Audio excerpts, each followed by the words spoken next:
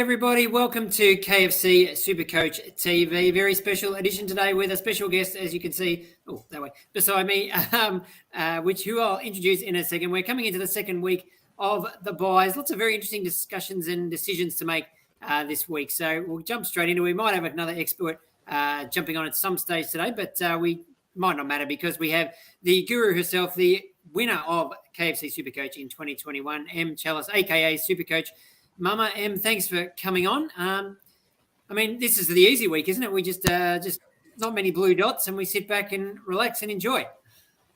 Yeah, it doesn't seem that easy, does it? It's just like the calm before the storm with round 14 and round 15. And I don't know about you, Al, but round 14 somehow is worse than round 15. And it always happens to me because I have one bad buy and then I'm like, oh, I've got one bad buy, and then I just forget and just start filling, and then I'm like, oh, now I have two bad buys. Yeah. But I was a bit like that, knowing that round 14 looked pretty bad, so I was like trying to avoid all those round 14 buy players, and then I ended up with a heap of round 12 players. So that was a tough week for me, and then I thought, well, that means the next couple shouldn't be so bad. But when I look at my team, especially around 15, it's not great. So how much should we be, making moves this week with round 14 and 15 in mind, or is it more just, a bit of a watch and, try and get – most of us should have a full team this week and then be prepared to make some trades next week? Yeah, I just think plan – and I know like you can plan your little heart out, and then, Sicily last week, Sicily gets suspended, and oh my goodness, and and just the whole Oliver saga, and but just plan it out, and just with the trades. And I know some people are sitting pretty with over 10 trades. I'm not one of those people. And I've, and it's really fun to say, and we'll talk about the players that fake premos or the ones, but I don't know where these trades are coming from. And like, because Zebel was always a keeper in my mind, and then all of a sudden we can talk about that, but all these people we're trading out, it's like, if I trade them all out, I will have no trades. And and like, we've got how many more weeks left? Yeah, we're only halfway through the year, which is crazy. Yeah, so I think there's 10 rounds after the buys. So, I think that's something people should definitely do with, I'm certainly considering trading. Jack Zebel will get onto that, I'm sure.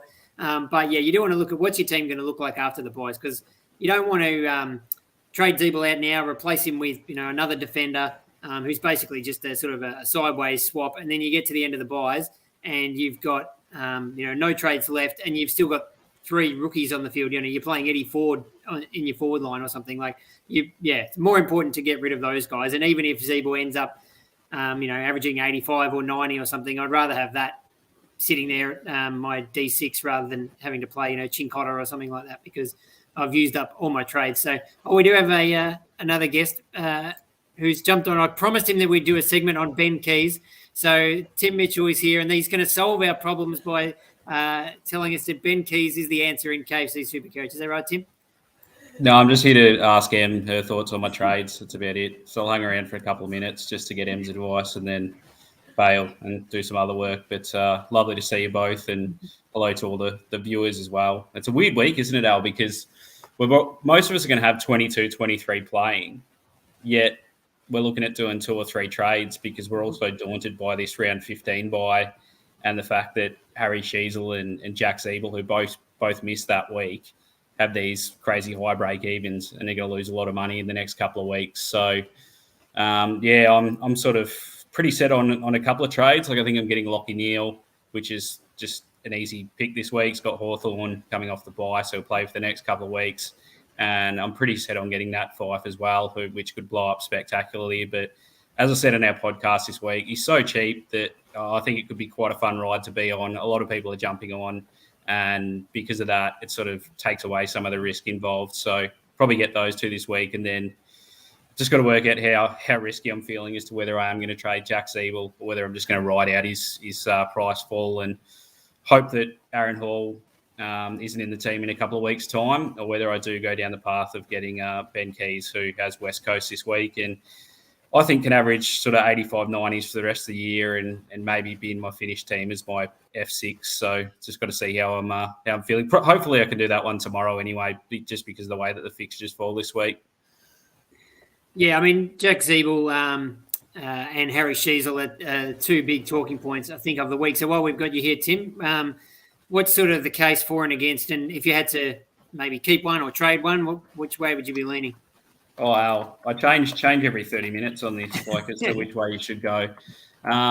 Like as I think we've put up sort of the thoughts from myself, you, Phantom, and Dan Batten, who's actually international, but still checking his Supercoach team at the moment. And my verdict at that stage, I think, was trade Sheezel, just because he's done his job, what he's made close to sort of 270K for us, scored sort of 3 under 80 in his last 4 now, I think. So we know how capable he is with the number of scores that he had in the hundreds and even as high as sort of 120 earlier in the year. But this new role under Brett Ratton, sort of playing a bit of forward time and a bit of midfield, doesn't really excite me like his best work was when he was behind the ball. So as long as this role continues, I think you can cut ties with him. He's got a break even of 119 this week, so he shouldn't necessarily go down all that much. I think the projections are sort of that he'll lose sort of 10 to 15K this week, which isn't a complete disaster. But if you want to trade him out without losing sort of too much value and get your a maximum reward for having him at the start of the year, this is the week that you want to get rid of him. Unfortunately, that week was last week for Jack Zebel. I think we were talking about this, weren't we, Al, after we did our podcast this week with Selby, and he was saying he jumped off Jack Zebel last week, and me and you were saying, which sort of shows where his mind is at compared to ours. Like, we weren't even looking at Jack Zebel's break-even last week. I couldn't have told you that Jack Zebel's break-even was 165 last week, like Selby knew. So we know this week it's in the 170s, and I think a lot of people are rightfully saying that you either keep Zebel for the season or trade him this week. Like, there's no in-between, really, because he's going to shed another 50 to 60K more than likely this week. It's going to be very hard to trade him out after this week. So you've got to make a call in the next couple of days as to whether you see him being part of your final team or whether you do move him on this week and try and find someone of similar value or use your 2 or 3 trades to, I don't know, turn him into – well, there's enough defenders, isn't there, this week, say, around his price. You go straight to Jake Boyd before tonight's game. You could go to Luke Ryan for 10K. You can trade him down to Hayden Young and make 15K by doing that trade as well. So plenty of good options for Jack Zebel this week. But, yeah, it has to be this week. If you hold him and he goes under 500K, he's part of your team for the rest of the year. Yeah, I mean, that's the tricky thing. Oh, hang on. I might get Em's take on this while... How's dog? Did he say trade Zebel, Em, or what did he say? I don't know. I don't speak. My dog's not really that good. I'm currently trading Zebel and keeping Sheezel, and that is just because I could do a lot with Zebel's money, and then I'm just going to keep Sheezel and just hope and pray that he just does 80s and 90s, but he's still, and like worst case scenario, I'll trade him later if he's just suddenly doesn't do very well. So I'm also thinking, and I've also got a wheel day problem as well. So, which I'm also keeping as well. And I got reminded, having a conversation with Chizo from Dr.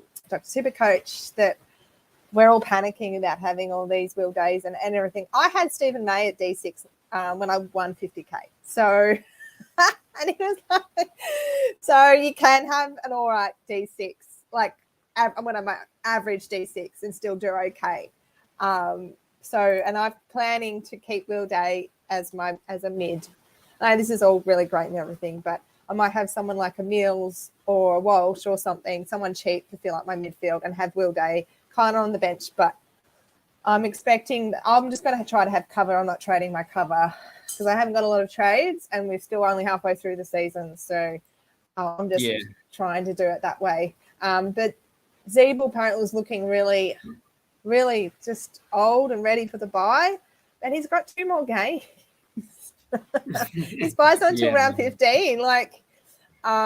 So I'm hoping for some youth energy with Sheezel. So that's what I'm doing. And that's just because just for not a lot of money, I'm actually turning Zebel in Brayshaw with a couple of DPP magic that I've got going on. Yeah, that's a good trade. Freo got Richmond this week. Everyone dominates Richmond, don't they, Al? So he's costing. Except Tom Green and Cornelio last week. That's true. I thought we weren't allowed to.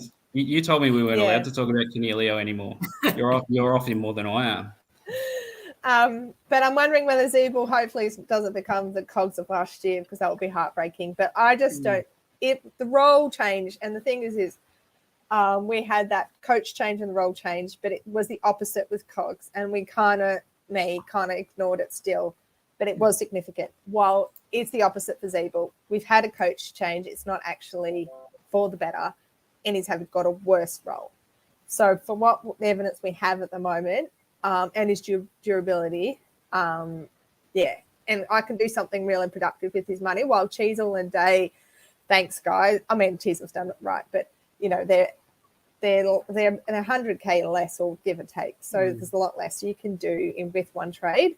So that's what I'm doing at the moment. And I'm kind of going whether to go Brayshaw or to go Sinclair, but I don't know whether Sinclair hopefully doesn't score out. I still haven't decided whether I need him in my team, but I might get him later. Wouldn't that be something else? So Clarko comes back in the next couple of weeks, which his return date's sort of indefinite, isn't it? We don't. He could come back in a couple of days. He could be back in 2 months, but he wasn't picking Aaron Hall in his team. Like, Aaron Hall was playing VFL for the first 6 to 8 weeks of the season. Brett Ratton takes over. Aaron Hall's back in the senior team. So, yeah, there could be a similar scenario unfold as to what Em alluded to with Cornelio last year, where coaching change, in a way, I guess, with if Clarkson does come back, maybe not the biggest fan of Hall, if that's why he was playing in the VFL early in the season, puts him back there. Jack Zebel and Harry Sheezel go back to the back line and average 110 for the rest of the year, which would be a disaster. But I think just because of this round 15 bye, I think you've got to, I don't think most people will be able to go into that bye with both of them in their team. I think you're going to have less than 18 if you keep them both. So you're going to have to make a call this week on which one goes like Em and trade at least one of them, because if you don't have 18 in round 15, you're not going to be alone.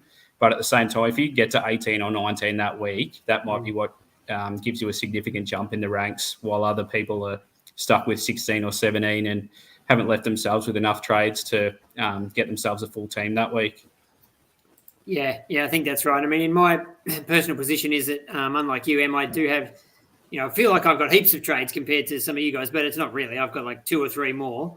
But maybe that is enough where I sort of feel like, well, I can afford to take the punt and maybe trade them both and sort of gamble on them, both not being primos from here to the end of the year. I mean, I could totally see either of them averaging, 95 or something. But if I can get someone in that spot who's averaging 105, that might give me a bit of an advantage compared to people who can't afford to move them on. So, I think I'm going to roll the dice, and that means trading Zebel this week with that huge break even, and then maybe on his bye, I'll move Sheezel on, because I don't, as Tim said, looking at my team, I've got about 14 available currently for round 15. So if I wait until then to make all the moves, I might not have enough trades to do it all. So what about in my scenario, Al, that I assume is pretty common, where I've got 10 trades left before this week, which Em will probably be stunned by that, because I know that you're a bit more conservative with your trades, Em, so that probably hurts you to hear that I've only got 10 left. But I'm trying to come up with a plan where I can come out of the buys with an absolute minimum of 4, ideally 5. And that means that I need to get a bit creative this week to potentially create some extra cash. So in round 15, I can go Briggs out, Eddie Ford out on their buy, and then potentially Wardlaw as well.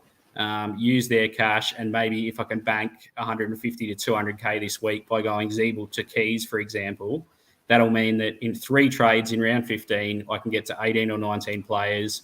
I can get to a full team the way that I've mapped it out, with Keays and Fife at sort of M8, 9. So I can hopefully get the best score of Keays and Fife. But that does mean this week, before Ben Keays goes up, he has a break even of 7 this week, that I have to trade Jack Zebel to Keays this week. So I don't have an extra chance to look at Zebel. I've got to make that move this week. Otherwise, there could be a 100K swing between those two players this week, with Zebel going down and Keays going up as well. So if you're limited on trades, that has to come into your thinking as well, doesn't it, Al, to try and, I don't know, get a bit creative. And you're not going to have enough trades if you've got 10 left to go one up, one down for the rest of the year and try and finish your team. Like, you've got to look at other ways to make money, and that might mean going for value guys like Keays or Himmelberg or some of these players that have dropped a fair bit in value to this point of the season. Yeah, so I'd like to get Em's thoughts on some of these. Plenty of comments coming in and people throwing up lots of different options. So Nat Fife, 244K is the cheapest of the lot. As people might remember, I had him at the start of the year. That didn't turn out too well for me, but I'm looking at potentially getting back this week. What are your thoughts on Fife after, I think, 3 games as a sub, and then he played a full game before the bye, and now seems to be more of a midfielder than a forward, is another little tick in his favour. But we know it's a huge risk with his body. Yeah, he was in my early draft of my team. I actually chin cotter to Fife. So, Tim, I've got exactly 10 trades as you. So I'm actually not doing that great this year. So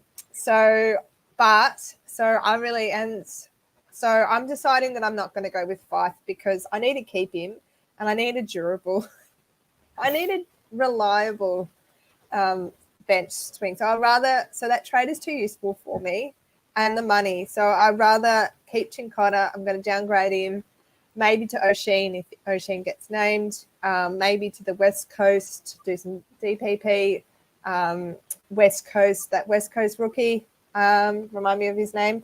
So a rookie anyway. And then I actually get the money rather than transferring to Fife, because if Fife plays every game till the end of the year, like, seriously, like I won't say I'll eat my SuperCoach hat, but literally I'll be very, very surprised. I'm not a betting person, but I'll be very surprised if that happens.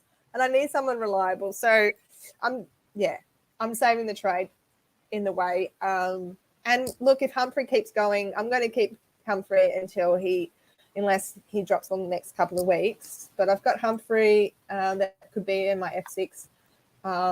I've got Briggs as well. I've got a Briggs problem. So I've got these cash cows and these reliable people. So I need to stop farting around and actually upgrade my team. And I can't. So I can't risk it. That's fair enough. Al's disappeared. I missed that. He's run off on us, Em. So, well, there's another risky option this week that I see a few people have brought up in the comments as well after a 125 against Collingwood last week, and that's Elliot Yeo. Is he just in the same boat as Fife? I think the reason that you can justify getting Fife is that 240K is just a ridiculous price if he can average 85 for the rest of the year and provide a bit of cover in your midfield and forward line. With Yeo, you've only got depth status, so you're only getting cover on one line. If you get him, you're also paying over 300K, and you've got the very real injury risk that he breaks down at some point based on his history as well. So what do you think about people that are looking at Elliot Yeo this week?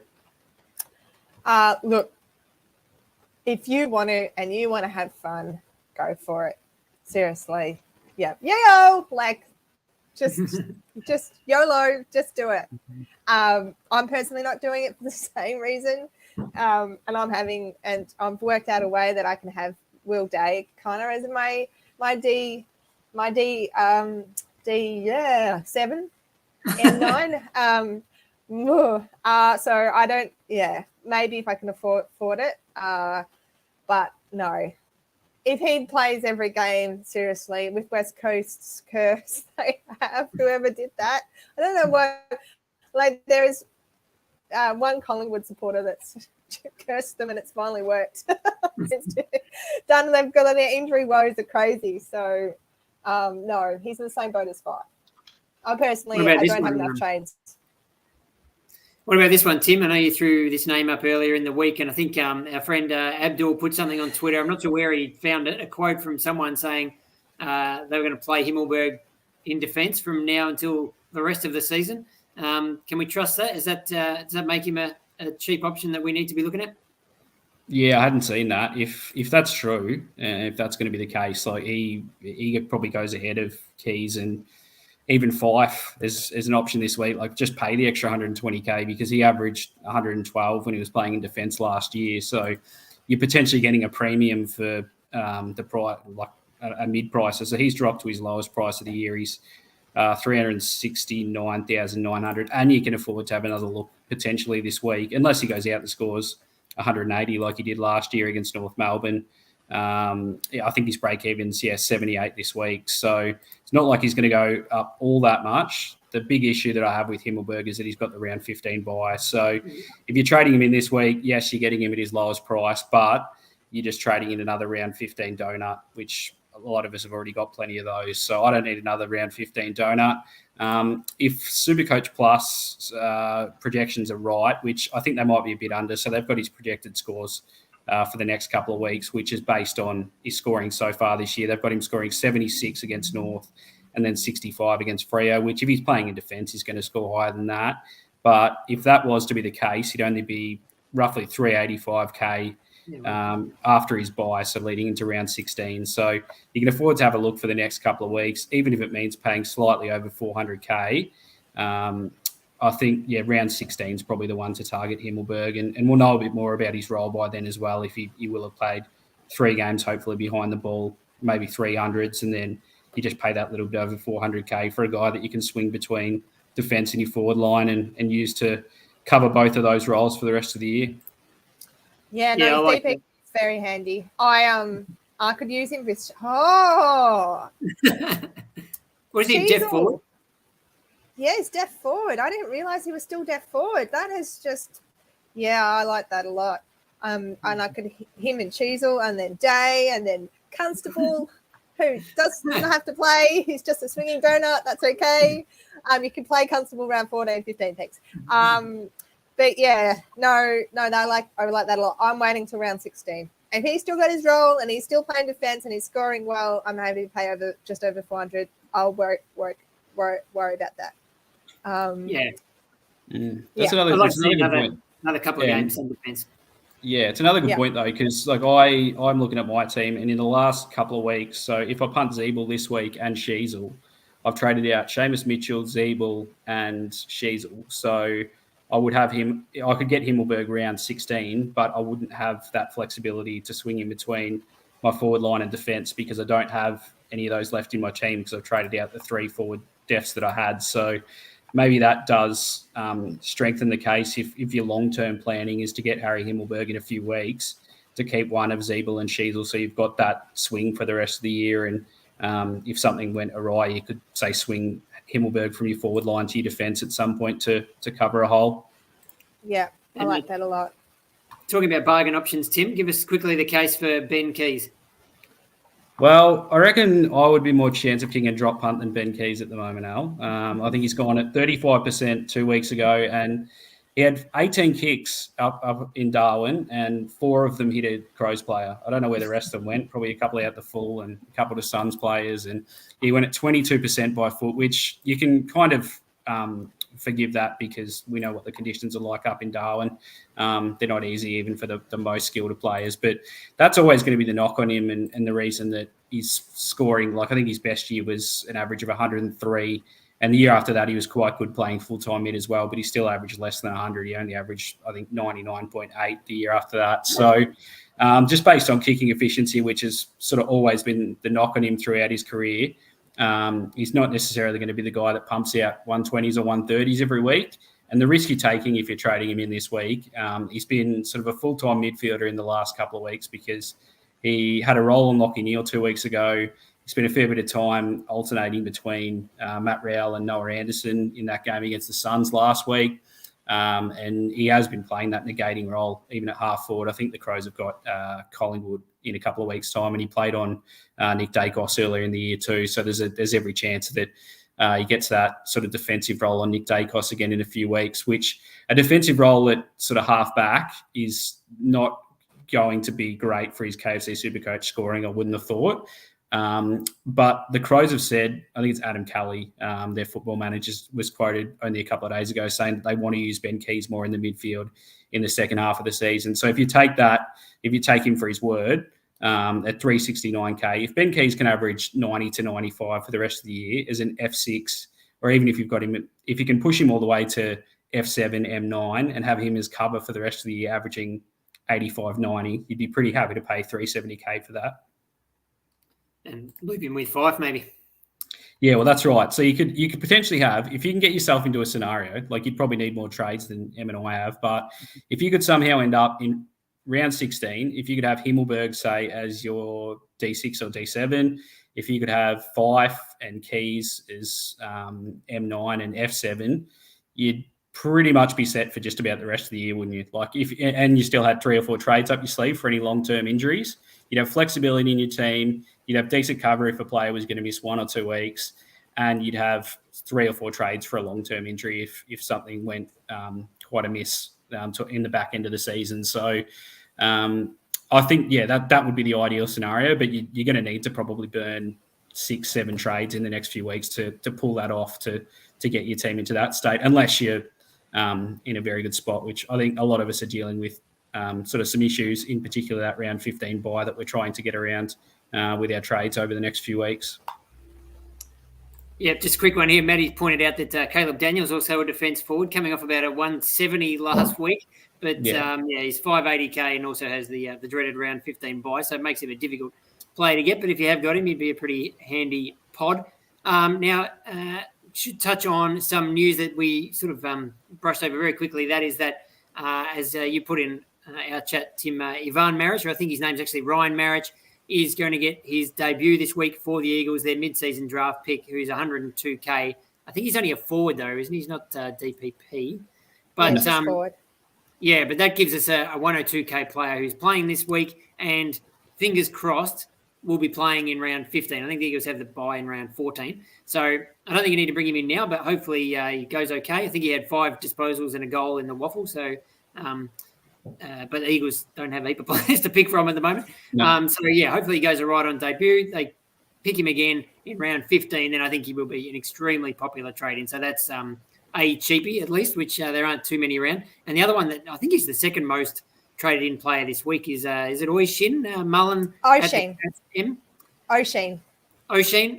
What are your thoughts on him? I mean, to me, it seems very risky to bring him in now when you don't need him this week. Obviously, he's not playing. And then the week after, Geelong has a lot of players due back, Dangerfield, Mitch Duncan, these sort of guys. So do you think he can hold his spot? Obviously, I think people are picking him because they just need someone to downgrade to have some cash to go and get a Lachie Neale or someone like that.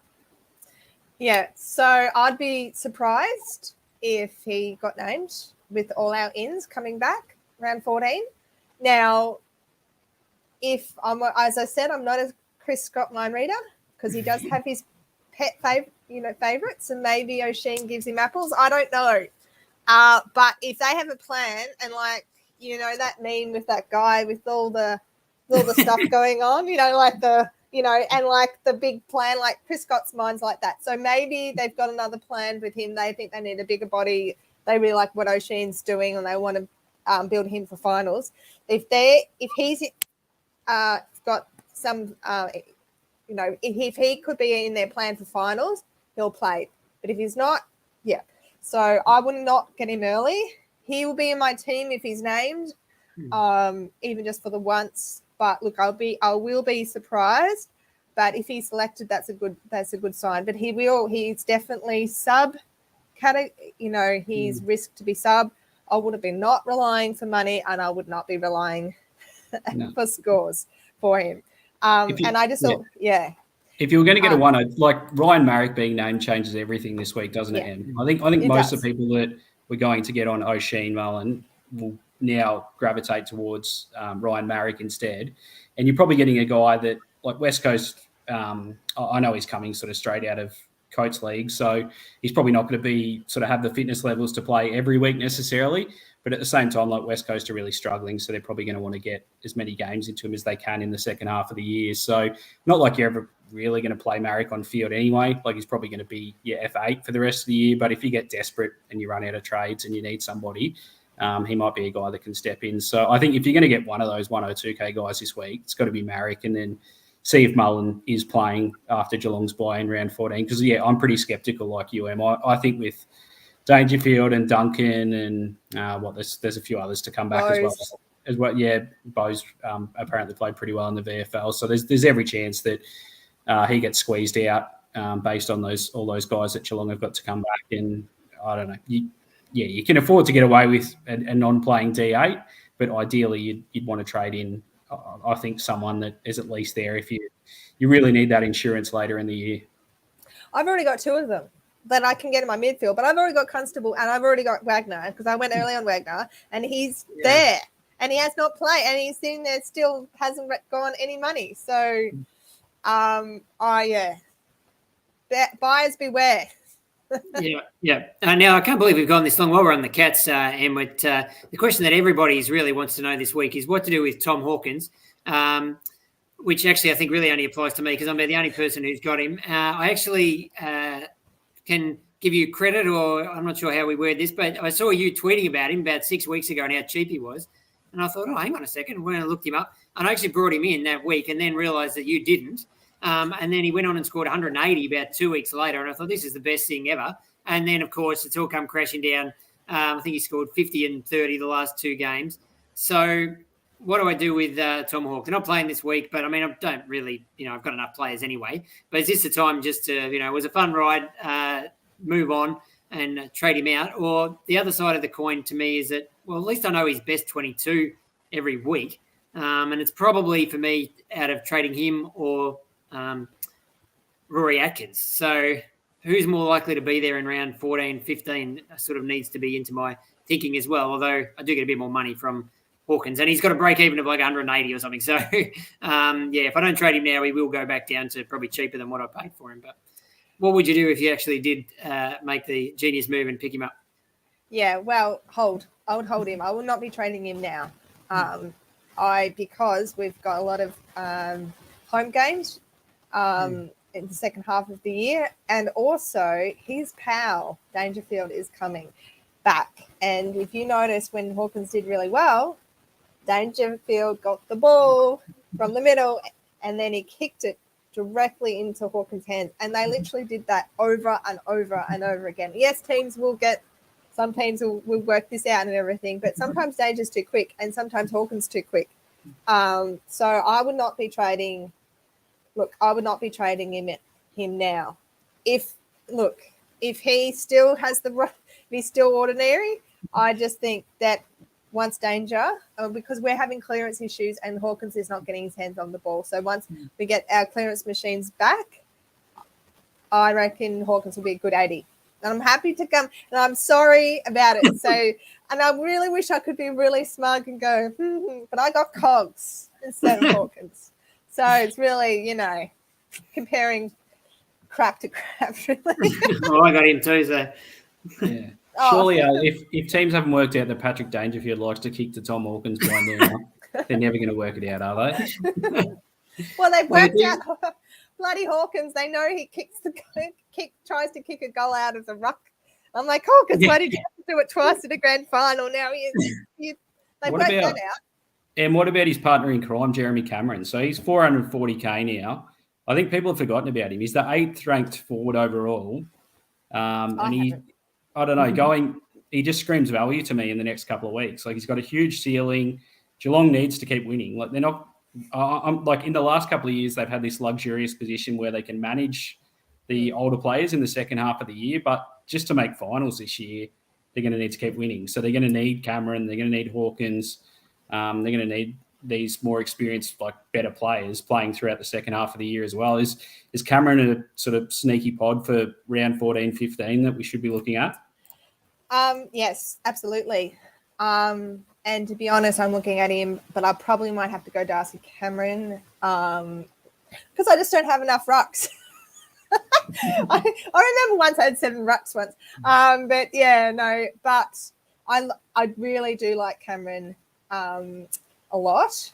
And so I think it was SuperCoach Insiders said that Cameron was actually stayed in, and he had a little niggle, and he was in the he just stayed in the forward 50. And then last week, where he actually scored over 100, he actually was back into the middle again.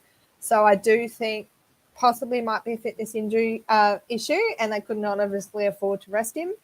So I'm all over it. like a bad rash. I really do really like him a lot, and more than Hawkins. Sorry, Al.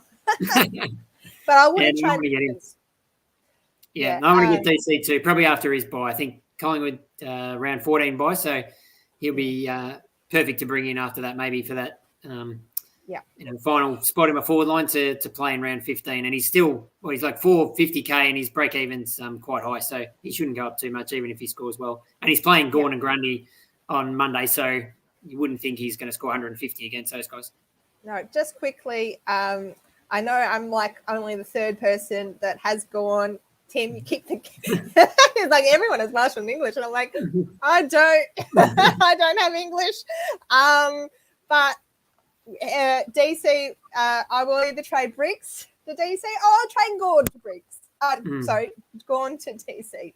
Whoever's averaging more by round 15. Yeah. So that's the plan. And with Briggs's money, I can almost directly swap them to DC. That's the plan. Here's a quickly, before we get to some captains, a ruck question directed at you, Em. What do you think on this plan from James?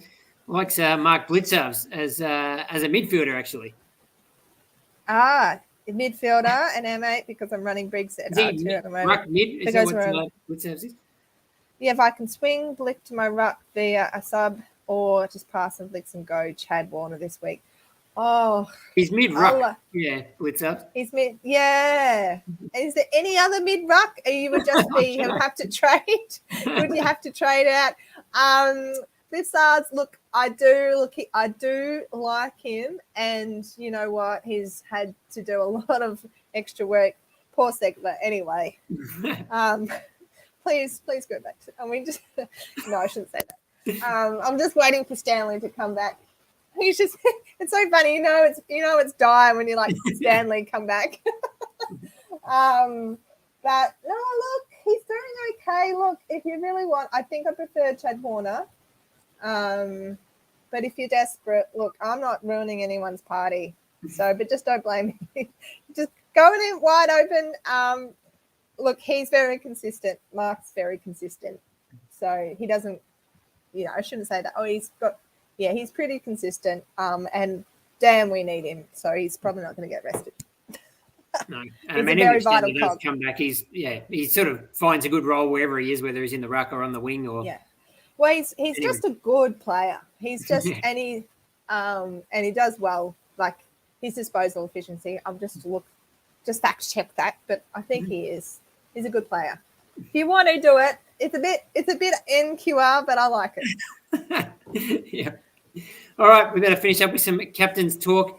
It's Friday night, the footy is on, and your KFC Friday night feast is on its way. Score free delivery on your Friday night feast every Friday when ordering through the KFC app or kfc.com.au.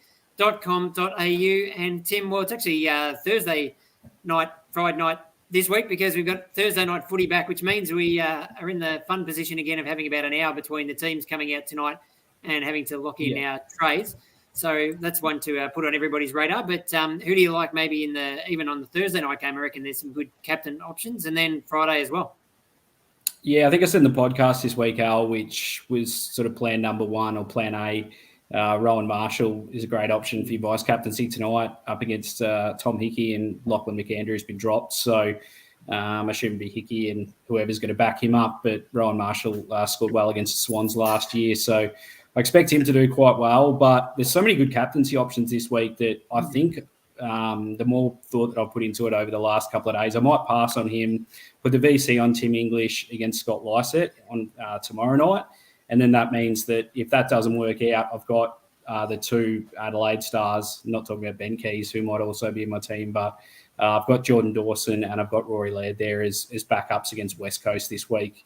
And both of them could have an absolute field day at home against the Eagles. So, yeah, more than likely going English into one of the two Crows, but knowing the way that I pick captains, Al, whoever I pick out of Dawson and Laird will probably score less than the other one. So that's the hard part if you are going to try and choose between those two guys. And just before we get Em's thoughts as well, I just wanted to drop in, John Ralph's about to drop some more news on Clayton Oliver's blister and when Melbourne might make a call on his availability for King's birthday as well. So for all the Clayton Oliver owners like myself, that should be up in sort of the next 10, 15 minutes on all the News Corp websites as well. So definitely worth a read to get the latest news on how Clayton Oliver's recovery is going. Who do you like for captain this weekend, Em? Yeah, so I don't mind. I don't mind Rowan Marshall. I know some people, if they're getting on the Lloyd train, St Kilda kind of pretty good with the VC. I don't speak English. I don't have English. Unfortunately. So, but I like Neil. Is Neil going to go well with the Hawks? Is he going to get the Nash tag? Apparently Dunkley might be. I don't know if that's wishful thinking. Blair Dunkley. When you get someone new in, you just all you want to do is put the VC or C on them. So I might do that with Brayshaw. If I can wait I don't know if I want to captain Brayshaw, but I could VC him against your boys. Al, he does pretty well at home. And then I've got Merritt as a backup or Dacos as a backup. But I don't think I never wait that long. So we'll see. But the buy loopholes are great because you can wait. You just make sure you got a Tommy Stewart or a Humphrey on your field. And put Tomahawk and then make sure you got the E on your actual plane. And then you can activate the sub right up to the last game. And also, someone did mention it before, but service announcement, the match is at 7:10 tonight. So make sure. And also make sure when you're reversing trades, you look on who's your captain. Because I have actually captained Jeremy Cameron years ago on the week after the bye. He was on the Thursday game. So make sure that you do your due diligence. And my little handy tip is every time you change your team, reverse trades, make sure you set that BC and captain every time. Then you don't get caught out. Yeah, that's a good tip. And emergencies as well. Emergencies, yeah. And, you especially after the buys, that can be really tricky because you might suddenly not realise that you've got Dunkley on the bench or something because you had him there last week. And then, if you reverse a trade, it'll all go back to the way it was. So that is an excellent tip. But thank you, Em, for jumping on. You might have convinced me to keep Tom Hawkins, I think. So I have to go back and revise this whole 4-week trade plan. But that'll be a fun job for the 40 minutes or so between the teams coming out and the game starting tonight because I think I do like Jake Lloyd. So he might be coming into my team tonight. So maybe I whack the VC on him. As you said, the Saints had been giving up some huge numbers to opposition defenders. We saw that with Sicily a couple of weeks ago. And Lloyd has a good record against them at the SCG. So that's an option for anyone out there who's got Jake Lloyd. But thank you, Em. Thanks, Tim, for jumping on. We better get back to some breaking Oliver news and some other actual sport that's going on in the world. But everybody, good luck with the buys. Hopefully this week won't be too painful. We should all get pretty good scores, I think. And then we'll be back next week when it's going to get very interesting. But thanks, everybody, for watching, and we'll catch you soon. See ya. All right.